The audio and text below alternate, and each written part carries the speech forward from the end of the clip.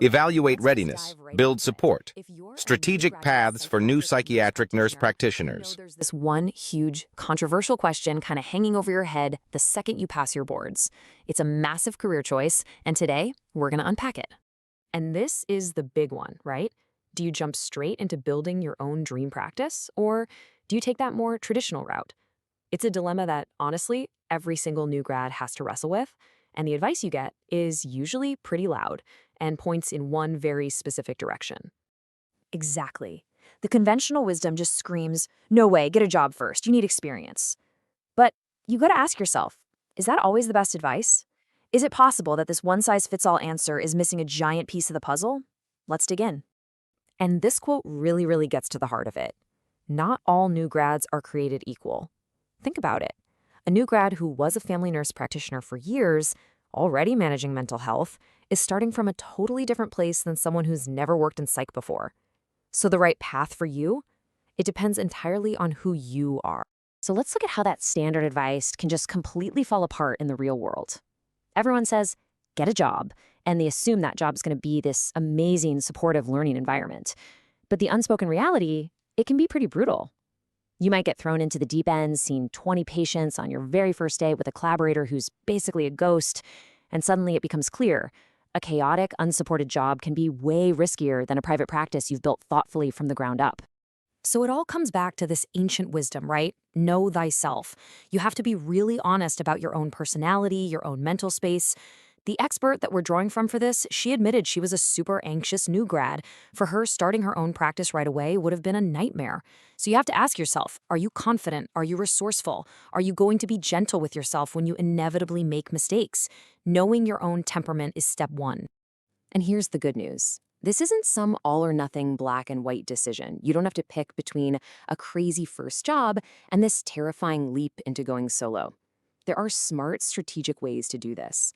So let's look at two really viable paths. Okay, so here are the two main playbooks.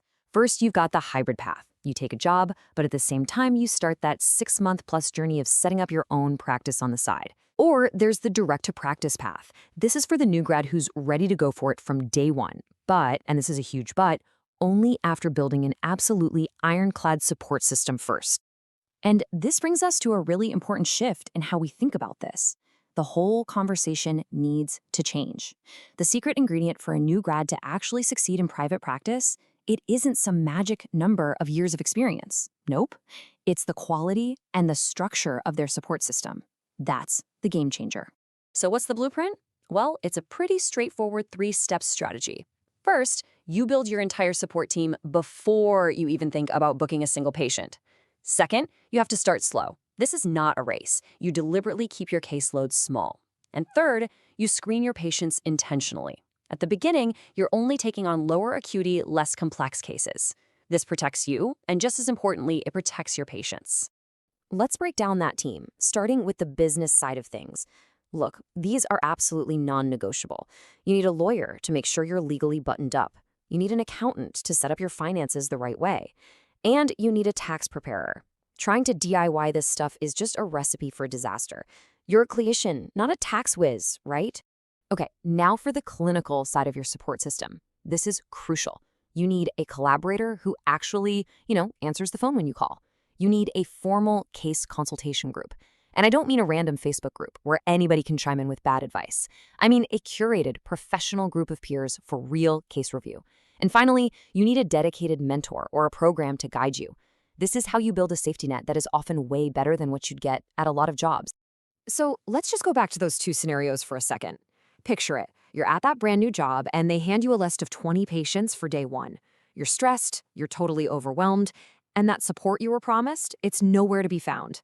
It's a total sink or swim situation, and that doesn't serve anyone. Now, flip that on its head. Picture this instead. You're in your own practice.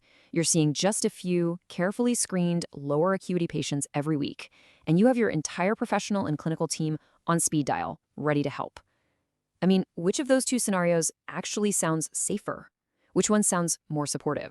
So what this all points to is a fundamental shift in mindset. We really need to stop asking new grads if they can start a private practice, and instead, we need to start asking how they're going to build one that is safe, supportive, and sustainable right from the get-go. And if you're sitting there wondering if this whole approach actually works in the real world, well, the expert we've been following has helped over 130 psych NPs, and yeah, that includes a lot of new grads, launch their practices using this exact support-first model. So this isn't just a nice theory. It's a proven path to success. So, we'll end on this thought. This debate, it shouldn't be about gatekeeping or telling new grads what they can't do. The real question is actually an empowering one. It's not if you can build the career you want right out of school. It's about being smart, it's about being strategic, and it's about asking yourself, how will you build the support system to make it happen?